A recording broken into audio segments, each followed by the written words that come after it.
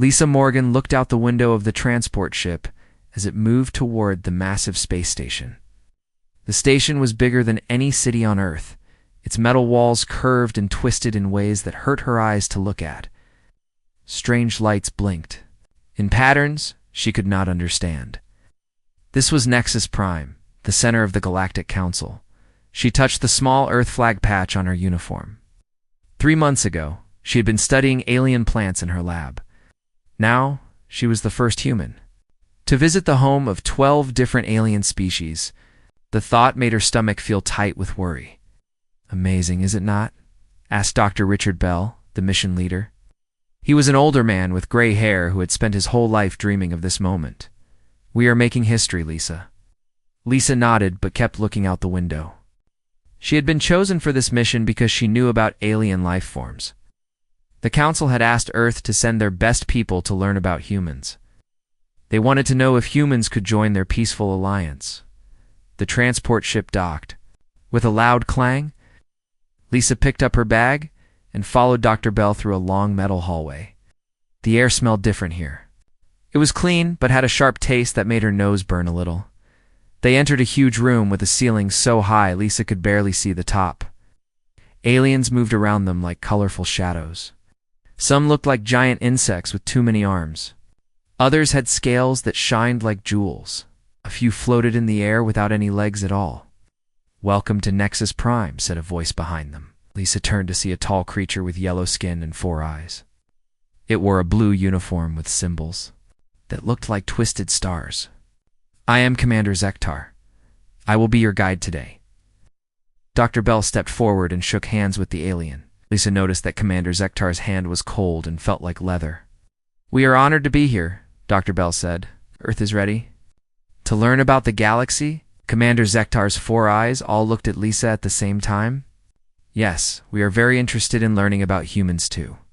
We have prepared special tests to understand your species better." They walked through more hallways filled with aliens who stopped to stare at the humans. Lisa felt like a zoo animal, being watched by curious children. Some aliens pointed at her and made sounds she could not understand. "First, we will scan your bodies," Commander Zektar explained.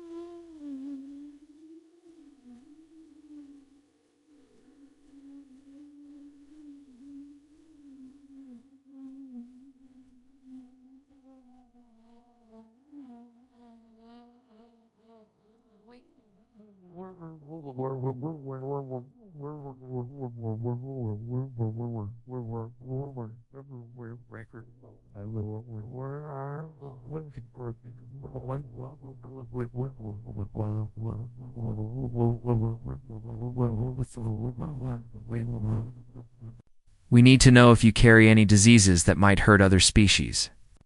They entered a white room full of machines that hummed and beeped. A new alien waited for them. This one looked like a giant ant with green skin. It had 6 arms and moved them all at once when it talked.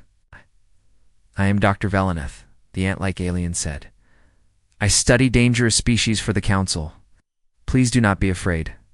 The scan will not hurt you." Lisa felt her heart beat faster. Why would they need someone who studied dangerous species to look at humans? Dr. Bell went first. He laid down on a table while lights moved over his body. The machines made soft beeping sounds. Dr. Veleneth looked at screens full of numbers and symbols. "Interesting," Dr. Veleneth said. "Very interesting indeed." Then it was Lisa's turn. She lay down on the cold table and tried to stay calm. Lights were warm on her skin. She could hear the machines working harder now. The beeping sounds got faster and louder. Dr. Veleneth made a sharp clicking sound. All 6 of its arms started moving at once as it read the screens. Commander Zektar came closer to look. His 4 eyes got very wide. "This cannot be right, Commander," Zektar said. "Run the scan again." The lights moved over Lisa's body again. Fast. The machines beeped even louder. Dr. Velanus's green skin turned a darker color. The readings are correct, Dr. Velanus said. This female human shows signs of extreme biological adaptation. Her body can process toxins that would kill most species in the galaxy. Her muscle density is far above normal. Her brain activity shows patterns we have only seen in apex predators. Lisa sat up on the table. What does that mean? Commander Zektar and Dr. Velaneth looked at each other. They made sounds in their own language that sounded like arguing. It means, Dr. Velaneth said slowly, that humans are not what we expected. Your species has traits that match the most dangerous creatures in our files. Dr. Bell laughed. Dangerous? Lisa studies plants. She would not hurt anyone. That may be true, Commander Zektar said, but her body tells a different story, according to Story. To our scans, humans come from what we call a death world, a planet so dangerous that only the strongest creatures can live there. Lisa felt cold. Earth is not that dangerous. To you, perhaps not, Dr. Velaneth said. But your planet has predators that would terrify most galactic species. Your weather can kill. Your diseases are deadly. Your very air is poison to some of our member species. Yet humans not only survive there, they rule it completely. More aliens in uniforms entered the room. They carried weapons that glowed with blue light. Lisa's heart started beating very fast. What is happening? Dr. Bell asked. Commander Zektar looked sad. I am sorry. The Council has declared humans a Class X biological hazard. For the safety of all galactic species, these humans must be contained. Until we can study them further, you cannot do this, Dr. Bell said. We are diplomats. We came here in peace. We believe you mean no harm, Commander Zektar said. But your species is too dangerous to be allowed free movement through the galaxy. The scans show abilities that match extinct apex predator species. We cannot take risks with billions of lives. The armed aliens moved closer. Lisa looked around. The room for a way to escape, but there were too many of them. Please understand, Dr. Velaneth said. This is for everyone's safety. We will treat you well while we study your species. One of the armed aliens held up a small device. It made a soft humming sound. Lisa suddenly felt very tired. Her eyes became heavy and hard to keep open. Sleep now, Commander Zektar said. When you wake up, you will be somewhere safe. Lisa tried to fight the sleepy feeling, but it was too strong. As her eyes closed, she heard Dr. Bell calling her name. Then everything went dark. When Lisa woke up, she was lying on a hard bed in a small room. The walls were made of smooth metal. There was no window and only one door. A small slot in the door let in a thin line of light. She sat up and looked around. The room was empty except for the bed and a small toilet in the corner. There was no way out except through the door, and she could hear it was locked from the outside. Lisa walked to the door and tried to push it open. It would not move. She pressed her face to the small slot and looked out. She could see a long hallway with more doors like hers. Some of the doors had symbols on them that glowed red. Hello? Oh? She called out, Is anyone there? A voice answered. From somewhere far away, it sounded like a human voice, but she could not tell if it was male or female. Save your energy, the voice said. You are going to need it. Lisa felt scared and alone. She had come to the stars to make friends with alien species. Instead, she had been locked away like a criminal. She did not understand why the aliens thought humans were so dangerous, but as she sat in the dark room, listening to strange sounds from the other cells, Lisa began to feel something change inside her. The fear was still there, but something else was growing stronger, something that made her want to fight back. She did not know it yet, but the aliens had made a terrible mistake. They had not just locked away a human, they had locked away a predator. Now that predator was starting to wake up. Lisa woke up to the sound of metal scraping against metal. She had been in the small room for what felt like days, but there were no windows to tell if it was day or night. The only light came from a thin strip on the ceiling that never turned. Off, she sat up on the hard bed and listened. The scraping sound came again, followed by something that sounded like growling. It was not coming from her room, but from somewhere else in the building. Good morning, Lisa Morgan, said a voice from the walls. It sounded like it was coming from everywhere at once. I am Warden Grixelon. I run this facility. Lisa looked around but could not see where the voice was coming from. Where am I? You are in Facility Omega-7, the voice said. This is where we keep the most dangerous creatures in the galaxy. You should feel honored. Very few beings are considered dangerous enough to be sent here. The door to Lisa's room opened. With a loud hiss, a creature walked in that looked like it had too many arms and legs. Its skin was purple and covered in small bumps. It had 3 eyes that all looked at Lisa at the same time. I am Warden Grixelon, the creature said. I wanted to meet you myself. Yeah, it has been many years since we had a new guest. Lisa stood up, but stayed near the bed. I want to go home. I did not do anything wrong. That is what they all say, Warden Grixelon said. But the council does not send creatures here by mistake. You are here because you are dangerous. Question is how? Dangerous. The warden walked around the small room, looking at everything with his 3 eyes. Your room is special. It was built just for humans. We had to guess what would hold your species, but I think we did well. Lisa looked at the walls more carefully. They looked normal, but now she could see small holes in them. What are those, gas vents? The warden said. If you try to escape, the room will fill with sleeping gas. The walls are made of the strongest metal in the galaxy. The door can only be opened from the outside. Even the air you breathe is controlled. By our computers? You cannot keep me here forever, Lisa said. We can, and we will, Warden Grixelon said. But you are not alone. Let me tell you about your neighbors. The warden pressed something on his arm. The wall in front of Lisa became clear like glass. She could see into another room across a wide hallway. Something huge and black moved in the shadows of that room. That is the Devourer, the warden said. It comes from the void sector, where no light exists. It feeds on the life energy of other creatures. It has killed entire planets by draining all life from them. Lisa watched as the black shape moved. Closer to the glass, she could see red eyes that glowed in the darkness. The creature pressed against the glass and made a sound like screaming wind. It knows you are here, the warden said. It wants to feed on you, but do not worry. The glass is strong enough to hold it. The wall became solid again. The warden pressed his arm device again, and another wall became clear. This time, Lisa could see a room full of sharp metal objects. Something moved between them very fast. That is Razorclaw, the warden said. It comes from a death world called Kepler 9. It is the perfect hunter, can track prey across entire continents. It never stops hunting until its target is dead. Lisa saw a flash of silver fur and gleaming teeth. The creature in the room jumped from wall to wall so fast she could barely follow it. When it saw her watching, it slammed into the glass with a loud crash. It wants to hunt you too, the warden said. Razorclaw has been here for 50 years. You are the first new prey it has seen in a long time. The wall became solid again. Lisa felt sick to her stomach. Why are you showing me this? Because I want you to understand where you are, Warden Grixelon said.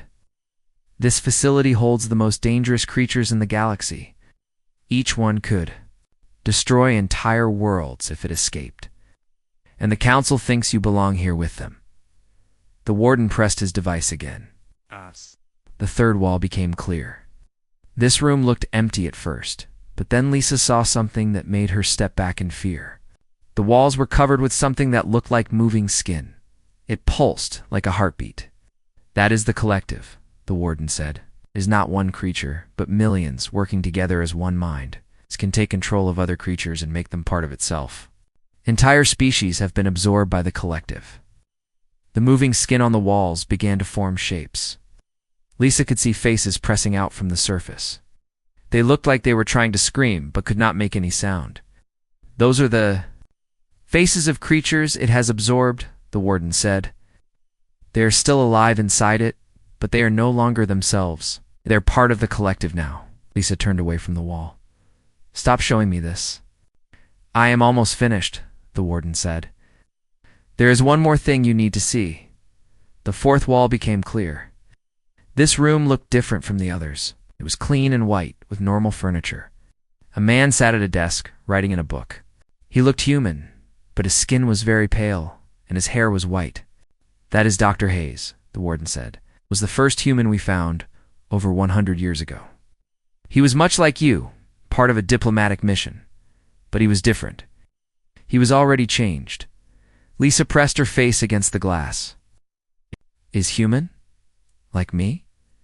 He was human, the warden said. But spending time here changed him. Exposure to the other creatures, the stress of being trapped, it awakened something in him. He became something more than human. Dr. Hayes looked up from his book and saw Lisa watching. He smiled and waved at her. His teeth were too sharp, and his eyes glowed with a strange light. He is not dangerous to us anymore, the warden said. He helps us understand the creatures here.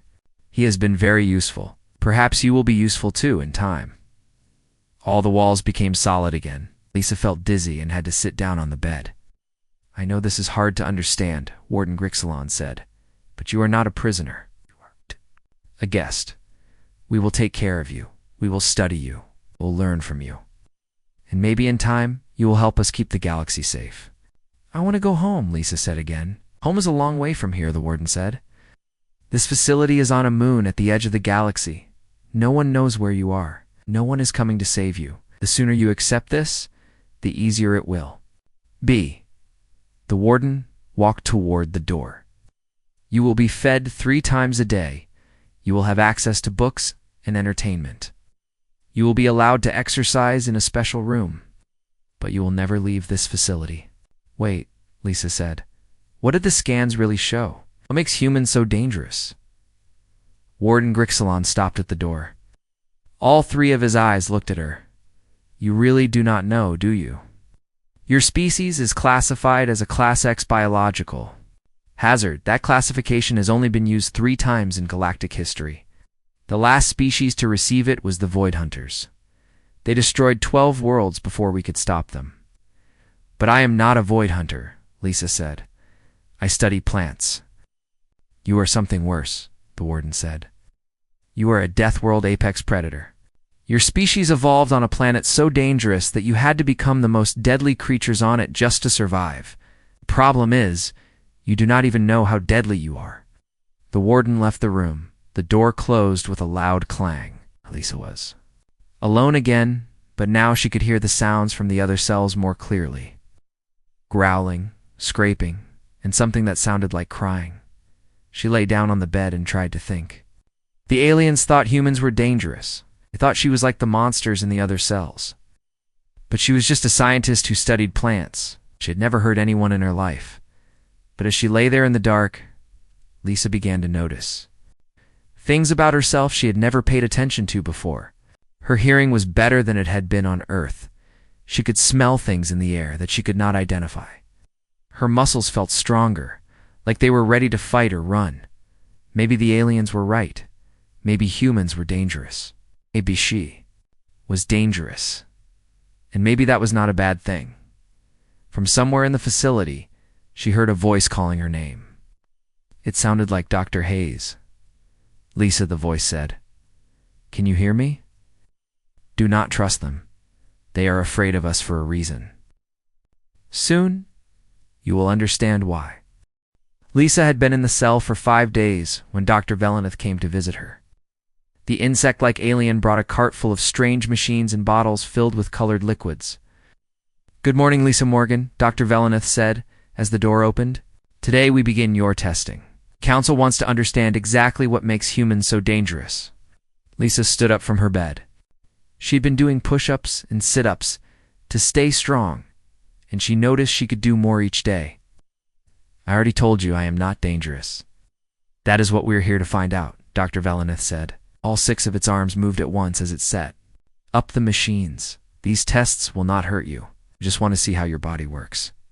The first machine looked like a box with tubes coming out of it. Dr. Velenith picked up a bottle of green liquid. This is Zarian poison. It comes from the swamps of Maltor. 1 drop can kill most galactic species in minutes. Lisa stepped back. You want to poison me? Just a tiny amount, Dr. Velenith said. We need to see how your body handles toxins. This will help us understand your species better. No, Lisa said. I will not let you poison me. Dr. Velenith made a clicking sound. 2 guards came into the room. They were tall and thin with gray skin. carried weapons that hummed with electricity. You can do this the easy way or the hard way, Dr. Veleneth said. But the test will happen either way. Lisa looked at the guards and their weapons. She could try to fight, but there were too many of them. She held out her arm. Dr. Veleneth used a small needle to put one drop of the green poison under Lisa's skin. Then it stepped back and watched a screen that showed her heartbeat and other body functions. Lisa felt a burning sensation where the needle had gone in. The burning spread up her arm and into her chest. She felt dizzy and sick, but after a few minutes, the feeling went away. Dr. Veleneth stared at the screen. All 6 of its arms were moving very fast. Impossible, it said. The poison should have killed you. Instead, your body is making antibodies to fight it. You are becoming immune to it. Is that bad? Lisa asked. It is terrifying, Dr. Veleneth said. Your body just adapted to a poison that has no cure. No species in the galaxy can do this.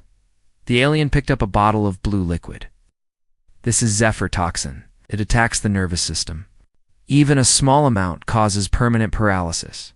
Lisa shook her head. I am not doing this again. You do not have a choice, Dr. Veleneth said. The guards moved closer with their weapons. This time, Lisa did not fight. She let the alien inject the blue toxin into her other arm. The burning was worse this time. Her vision became blurry and her hands started to shake.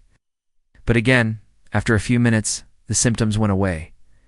Dr. Veleneth looked at the screen and made excited clicking sounds. Your body is not just surviving these toxins, it is learning from them. Each poison makes you stronger and more resistant to other toxins. They continued the tests for 2 hours. Dr. Veleneth injected Lisa with 7 different poisons. One made her sick for a few minutes, but her body adapted to all of them, and by the end, she felt better than she had when they started. Enough for today, Dr. Veleneth said. Tomorrow, we will test your physical abilities. After the alien left, Lisa sat on her bed and thought about what had happened. Her body had fought off poisons that could kill other species. She had not known she could do that.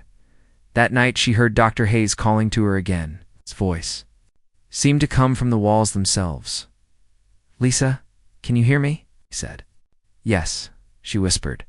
How are you talking to me? Learn to use the facility's communication system, Dr. Hayes said.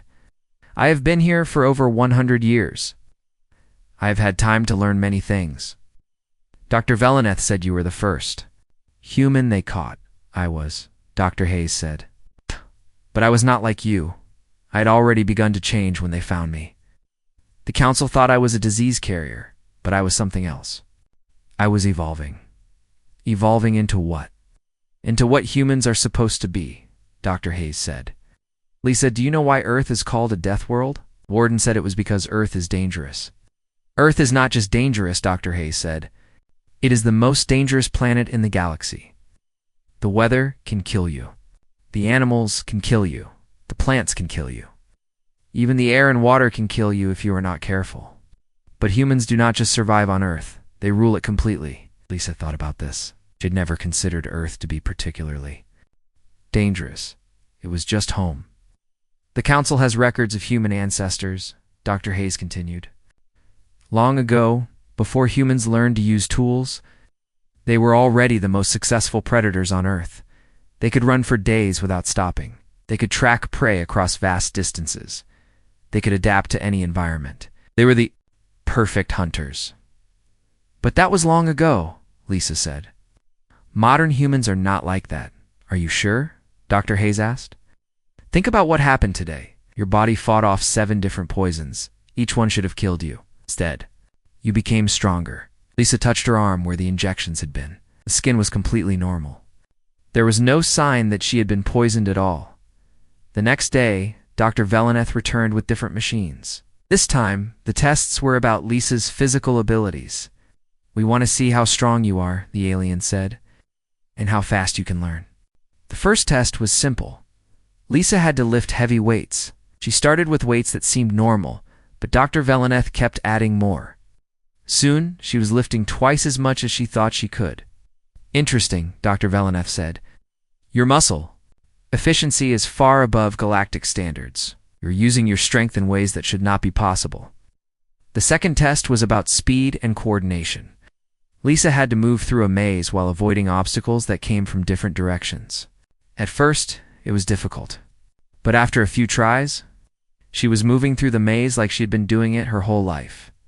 Dr. Veleneth's arms moved faster and faster as it watched the screens. Your learning speed is unprecedented. You are adapting to new challenges. In real time, the third test was the hardest.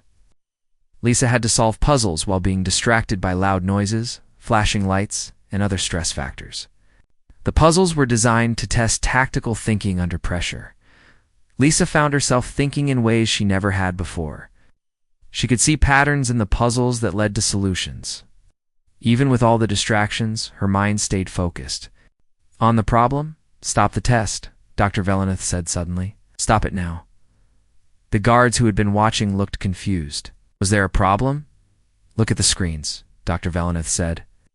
Look at her brain activity. She's not just solving the puzzles. She is analyzing the entire testing environment. She is learning about us while we are learning about her. Lisa looked up from the puzzle she was working on. She had been thinking about the test room, about the cameras watching her, about the guards and their weapons. Without realizing it, she had been planning how to escape. The test is over, Dr. Veleneth said. Get her back to her cell. As the guards escorted Lisa back to her room, she could hear Dr. Veleneth talking to someone on a communication device. Commander Zektar, we have a problem, the alien was saying. The human is not just dangerous. She is strategically dangerous. Her brain is processing information in ways that suggest advanced tactical thinking. She is planning something. That night, Dr. Hayes spoke to her again. They are afraid, he said. They're finally beginning to understand what humans really are. What are we? Lisa asked. We are apex predators, Dr. Hayes said. Not just of Earth, but of the entire galaxy. Our ancestors spread across the stars. Long ago, but something happened. They were forced to return to Earth. Over time, humans forgot their true nature. But the genetic memory is still there, waiting to be awakened. Is that what is happening to me? Yes, Dr. Hayes said. The stress of being here, the tests, the exposure to other predators, it is all awakening your true nature. You are becoming what humans were always meant to be. Lisa lay on her bed and felt the changes in her body. Her senses were sharper, her reflexes were faster, her mind was clearer. And for the first time since she had been captured, she was not afraid. She was angry. The aliens had made a mistake. They had thought they could study her like a lab animal. They thought they could keep her locked up with monsters. But they had not realized that she was the biggest monster of all, and soon she would show them exactly what that meant. On her 10th day in the facility, Lisa woke up to the sound of alarms. Red lights flashed in her cell, and she could hear loud sirens coming from somewhere in the building. Emergency announcements echoed through the halls in languages she did not understand. System failure in power grid 7, said the computer voice. Backup power will engage in 30 seconds. Lisa sat up on her bed. This was the first time anything had gone wrong since she arrived. She heard footsteps running in the hallways and guards shouting orders to each other. The lights in her cell went out. For a moment, everything was completely dark. Then dim back up. Lights came on, casting strange shadows on the walls. Lisa heard a clicking sound from her door. She walked over and pushed on it. To her surprise, it moved. The power failure had unlocked it. She stepped into the hallway. Emergency lights made everything look red and dangerous. She could see other doors along the hall. Some were still closed, but a few had opened when the power went out. Lisa came. Dr. Hayes' voice from the communication system. This is your chance. The power failure has disabled some of the security systems, but you do not have much time before they fix it, Lisa looked down the hallway. At one end, she could see guards running around trying to fix the power problem. At the other end, the hallway was empty. She could try to escape that way, but something stopped her. She looked at the doors of the other cells. Behind those doors were the creatures the warden had shown her. The Devourer, Razorclaw, the Collective. They were all trapped just like she was. Dr. Hayes, she whispered. What happens if I let the others out? That would be very dangerous, Dr. Hayes said. Those creatures are here for good reasons. They have killed thousands of beings. Lisa thought about this. The aliens had put her here because they thought she was like these monsters. Maybe it was time to find out if they were right. She walked to the first door. According to the symbols on it, this was where the devourer was kept. She found the manual release switch and pulled it. The door opened with a loud hiss. Darkness poured out like thick smoke. Lisa could see red eyes glowing in the blackness. Food, said a voice that sounded like wind through caves. Fresh food comes to me. The devourer moved toward Lisa. It was bigger than she had thought, like a living shadow with too many teeth. She should have been afraid. Instead, she felt something else. She felt like a hunter looking at prey. No, Lisa said in a voice that was calm and strong. You will not feed on me. The devourer stopped moving. Its red eyes looked confused. You smell like food. You look like food. But you feel like ... like a predator, Lisa finished. 'Cause that is what I am. She stared into the creature's glowing eyes. She did not blink or look away. Slowly the devourer backed into its cell. Impossible, it whispered. You are just a small creature from a young world. I am human, Lisa said. And humans are the apex predators of the galaxy. She closed the door to the devourer's cell but did not lock it.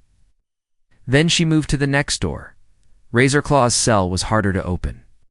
The creature inside was throwing itself against the door, trying to break out. When Lisa finally got it open, Razorclaw burst out like a silver blur. The creature was beautiful in a deadly way. Its fur shined like metal, and its claws could cut through almost anything. It landed in front of Lisa and crouched low, ready to attack. New prey, Razorclaw growled. Been so long since I had fresh meat. Lisa did not move.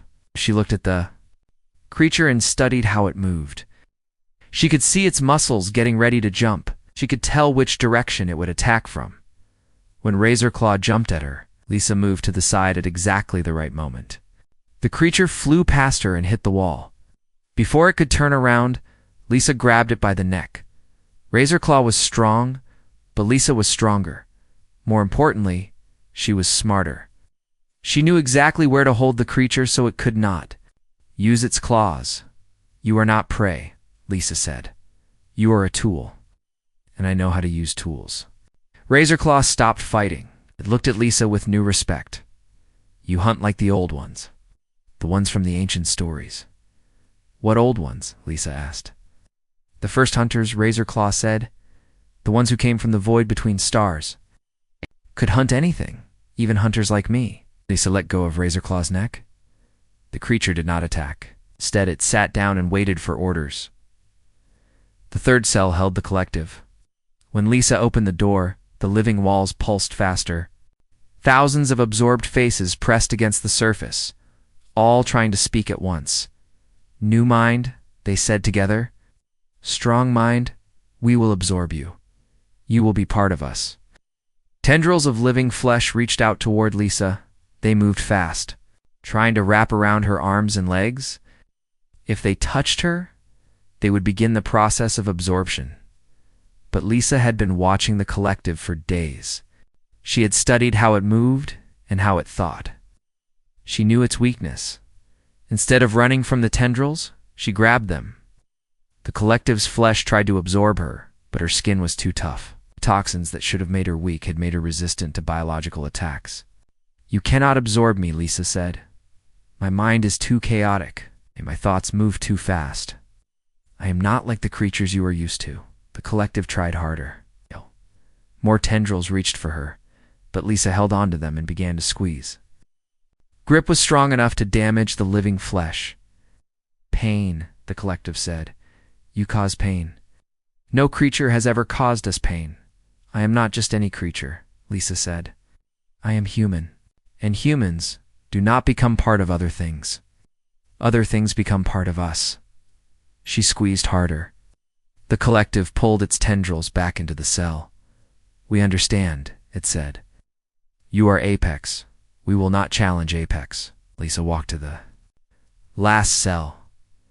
This one held Dr. Hayes. Unlike the others, his door had not opened during the power failure. She found the manual controls and let him out. Dr. Hayes looked different than he had through the glass. His skin was pale white, and his hair had no color at all. His eyes glowed with a soft light. He looked like he had once been human, but now he was something more. "You did it," he said. "You dominated them all. Even I was not able to do that when I first changed." "Changed into what?" Lisa asked. "Into what humans are supposed to be, Doctor," Hayes said. "Before we were trapped on Earth, humans ruled the galaxy. We were the most successful predators ever known. Other species feared us so much that they worked together to drive us back to our home world. But why do I not remember this?" "'Cause they made us forget," Dr. Hayes said. "They changed our history. They made us think we were peaceful explorers. But the truth is in our genes. The truth is in our instincts. And now that truth is waking up." Alarms started blaring louder. Lisa could hear guards running toward their section of the facility. "They are coming," Dr. Hayes said. "They know what has happened. What will you do now?" Lisa looked at the three creatures she had dominated. The Devourer, Razorclaw, and the Collective all waited for her commands. They were no longer her fellow prisoners. They were her pack. "Now we leave this place," Lisa said. "But not to run away. We are going to the control center. You're going to take control of this facility." "That is impossible," Dr. Hayes said. "There are too many guards, too many weapons." Lisa smiled. For the first time since her capture, she felt truly happy. "Dr. Hayes, you have been here for over 100 years. You have forgotten something important about humans." "What is that?" "We do not just survive impossible situations," Lisa said. "We turn them into advantages." She turned to address her new pack. "Devourer, you will drain the power from their weapons. Razorclaw, you will hunt their communications equipment. Collective, you will take control of any guards we capture, and I will take their command center." The creatures nodded. They understood their roles. "But first," Lisa said, "we need to get out of this section. Dr. Hayes, you know this facility better than anyone. What is the best way to the control center?" Dr. Hayes looked at Lisa with new respect. "It's through the main corridor, but it will be heavily guarded." "Good," Lisa said. "I want them to see us coming. I want them to know that the apex predator is awake." The power came back on. The alarms stopped. Emergency lights were replaced by normal lighting. Warden Grixalon's voice came over the communication system. "Attention all guards. The dangerous. Prisoners have escaped. Use maximum force. Shoot to kill." Lisa heard guards running toward them from both directions. Nice. They were trapped in the hallway with nowhere to go. But Lisa was not worried. For the first time in her life, she felt like she was exactly where she belonged. She was a predator surrounded by prey, and the hunt was about to begin. The first wave of guards came around the corner with their weapons raised. There were 12 of them, all carrying the electric guns that had scared Lisa just days before. Oh. She looked at them and saw only prey. Ellery. "Devour," Lisa said calmly. "Drain their weapons."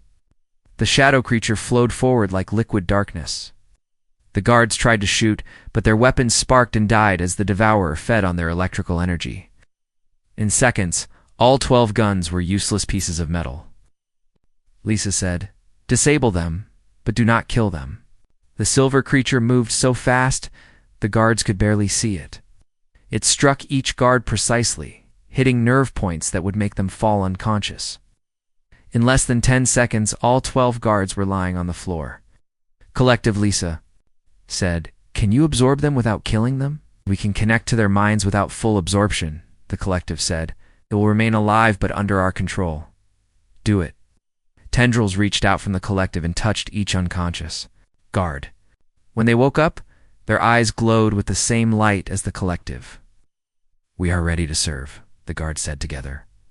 Lisa nodded. She was learning to be a pack leader, and it felt natural to her. "Dr. Hayes, lead us to the control center. Guards, march in front of us. Anyone who sees you will think everything is normal." They moved through the facility like a small army. Lisa walked in the center, surrounded by her pack of monsters and controlled guards. Other facility workers saw them coming and stepped aside quickly. "How are you doing this?" Dr. Hayes asked as they walked. "It took me years to learn how to. Command other creatures." "You are doing it like you were born for it." "Maybe I was," Lisa said. "Everything feels right about this, like I am finally doing what I was supposed to do." They reached the main corridor that led to the control center. This hallway was different from the others. It was wider and brighter, with cameras watching every corner. At the far end, Lisa could see a massive metal door with symbols that meant, "Danger, that is the control center," Dr. Hayes said. "But it will be heavily defended." As if his words had summoned them, more guards appeared. This time there were 30 of them, and they carried bigger weapons. Behind them walked Warden Grixalon with his 3 eyes blazing with anger. "Surrender now," the warden called out. "You cannot escape this facility. You're only making things worse for yourselves." Lisa stepped forward so the warden could see her clearly. "I am not trying to escape, Warden. I am taking control." "Impossible, Warden," Grixalon said. "You are just one small human. We are 30 trained guards with military weapons." "You are right," Lisa said. "I am just one human. But do you know what that means?" She gestured to her pack. The Devourer's red eyes glowed brighter. Razor Claw's claws extended to their full length. The Collective's controlled guards moved to surround the facility's security forces. "It means I am the most dangerous predator in the galaxy," Lisa said. "And these creatures follow me because they recognize what I am." The warden raised his weapon. "Attack! Kill them all!" The battle was not really a battle. It was a hunt. The Devourer flowed between the guards like living shadow, draining their weapons and feeding on their life energy. But it was careful not to kill them. Following Lisa's earlier commands, Razorclaw moved through the enemy forces like a silver storm. Its claws cut through armor and weapons, but only struck to disable, not to kill. The Collective's controlled guards turned on their former comrades, using their knowledge of facility procedures to disable security systems and open locked doors. Lisa herself moved through the chaos like she had been fighting all her life. She could see every guard's movements before they made them, predict where they would aim and how they would attack. Her body moved with perfect efficiency, striking at precisely the right moment to disable each enemy in less than 5 minutes. All 30 guards were unconscious or controlled by the Collective. Warden Grixalon found himself alone, surrounded by Lisa and her pack. "This is impossible," the warden said. "You were just a plant scientist. How did you become this?" "I did not become anything," Lisa said. "I remembered what I always was." She walked up to the warden and looked into his 3 eyes. "You made a mistake when you locked me up with monsters. You thought it would contain me. Instead, it taught me that I am the biggest monster of all. The Council will never accept this," Warden Grixalon said. "They will send fleets to stop you." "Let them come," Lisa said, "but first I have a message to send." She walked to the control center door. It was locked with multiple security systems, but Dr. Hayes knew how to open them. Inside, the control center was full of screens and computers that managed the entire facility. Lisa sat down at the main communication console. She had never used alien technology before, but somehow she understood how it worked. Her mind processed the symbols and controls like she had been using them her whole life. "This is Lisa Morgan," she said into the communication system. "I am sending this message to the Galactic Council and to Earth." The screen showed that her message was being broadcast across the galaxy. In a few minutes, billions of beings would hear her words. "The Council made a mistake when they captured me," Lisa continued. "They thought humans were dangerous because we come from a death world. They were right to be afraid, but they were wrong about why." She looked directly into the camera. "Humans are not dangerous because our planet is dangerous. We are dangerous because we are the galaxy's true apex predators. Your ancestors knew this. That is why they drove humanity back to Earth and made us forget our real history." She stood up and gestured to her pack of creatures. "These monsters that you locked away with me, they follow me now. They recognize what I am. They know that humans ruled the galaxy once, and we can rule it again." The communication console started beeping. Incoming messages from across the galaxy were flooding the system. Lisa could see that her broadcast was causing panic on dozens of worlds. "But I am not here to destroy or conquer," Lisa said. "I am here to take humanity's rightful place in the galactic community. We will not be locked away or treated like criminals. Will not be studied like lab animals." She looked at the camera again. "To the people of Earth, you are more than. You know, you are the descendants of the galaxy's greatest predators. It is time to remember what you are." She turned to address the council directly. "Out." And to the Galactic Council. "You can fight us, or you can accept us, but you cannot contain us. I am proof of that." A new voice came over the communication system. It was Admiral Kane from Earth's military. "Lisa Morgan, this is Admiral Kane. We have been monitoring your situation. Earth's fleet is on its way to your location." Lisa smiled. "Admiral, this is not a rescue mission anymore. This is the beginning of something new." "What do you mean?" Admiral Kane asked. "I mean that humanity is coming home to the stars," Lisa said. "And this time, we are coming as ourselves. As the apex predators we were always meant to be." She turned to Dr. Hayes. "How many facilities like this one are there in the galaxy?" 12, Dr. Hayes said. "Each one holds creatures that the Council considers too dangerous to live free." "Then we have work to do," Lisa said. "We are going to visit each facility. We are going to free every creature that the Council has locked away. We are going to show the galaxy what real predators can accomplish when they work together." She looked at her pack of monsters and controlled guards. "You are no longer prisoners. You're part of something bigger now. You are part of the pack that will reshape the galaxy." The Devourer, Razorclaw, and the Collective all nodded their agreement. "Warden Grixalon," Lisa said to the captured alien, "you have a choice. You can help us, or you can be locked in one. Of your own cells? What will it be?" The Warden looked at Lisa and her pack. He saw the controlled guards and the disabled security systems. He understood that everything had changed. "I will help you," he said quietly. "Good," Lisa said. "Then let us begin." She turned back to the communication console and opened a channel. "To Earth, Admiral Kane. When you arrive, you will not find prisoners to rescue. You will find the beginning of humanity's return to the stars. The apex predator is awake, and the galaxy will never be the same." Outside the facility, alarms were ringing across the galaxy. Fleets were mobilizing. Emergency sessions of the Galactic Council were being called. The universe was about to change forever, and it all started with one human woman who refused to be caged with monsters, because she was the biggest monster of all.